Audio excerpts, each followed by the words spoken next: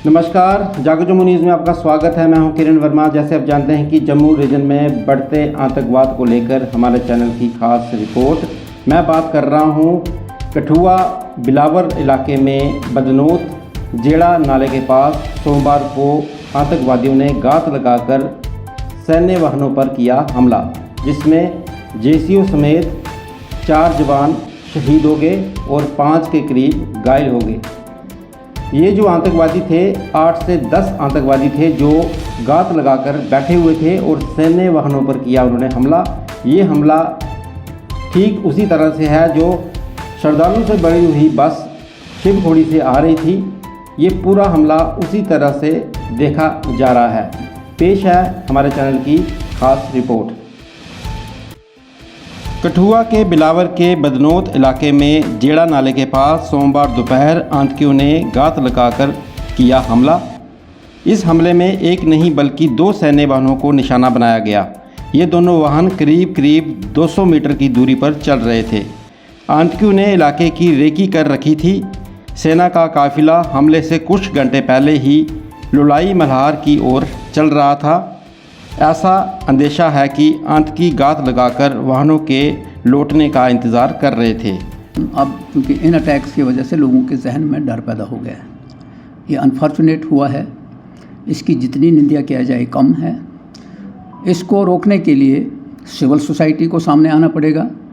जो अदारे इसको रोकने के लिए हैं उन अदारों को आपस में तालमेल पैदा करना पड़ेगा, ताकि ये पता लगाया जा सके कि जब ये एंट्री होती है तो कहाँ से होती है, यहाँ तक कैसे पहुँचते हैं, और उसके बाद ये जो इतना बड़ा नुकसान है जो हमारे फौजी जवान शहीद हुए हैं उनको हम समझते हैं कि ये कंडेम किया जाना चाहिए। ऐसा नुकसान तो होना नहीं चाहिए।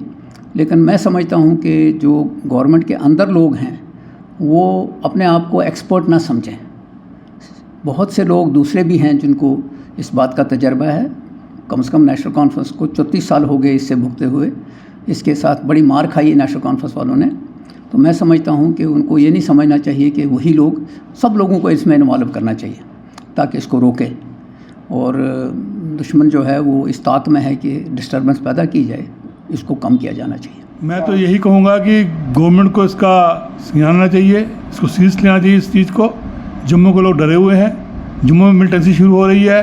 ये बड़े बड़े दावे करते थे 370 तोड़ने के बाद, नोटबंदी करने के बाद मिलिटेंसी कंट्रोल हो गई है, या ऐसी कंट्रोल हुई मिलिटेंसी, ये कंट्रोल हुई है। अभी यात्रा हो रही है, अभी इलेक्शन इन्होंने असेंबली के इलेक्शन कराने हैं, तो क्या हालात बन गए हैं। और गवर्नमेंट कहाँ सोई हुई है, कहाँ मोदी सोए हुए हैं, क्या होम मिनिस्टर सोया हुआ है, कहाँ एलजी सोया हुआ है, क्यों नहीं इसके एक्शन लेते, क्यों नहीं जम्मू के लोगों को बजाते ये।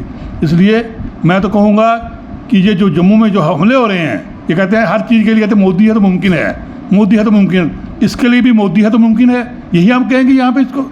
और मैं चाहता हूँ जल्दी से जल्दी कंट्रोल किया जाए और बीडीसी को रिवाइव किया जाए और इस पर जल्दी एक्शन लिया जाए और लोगों को फील हो हालात ठीक हो, लोगों की सेफ्टी के, लोगों में विश्वास पैदा हो कि हम ठीक हैं। उन्हें अंदाज़ा था कि दोनों वाहनों में दूरी है। ऐसे में आतंकियों ने आगे चल रहे तिरपाल से ढके सैन्य ट्रक पर ग्रेनेड दाग दिया।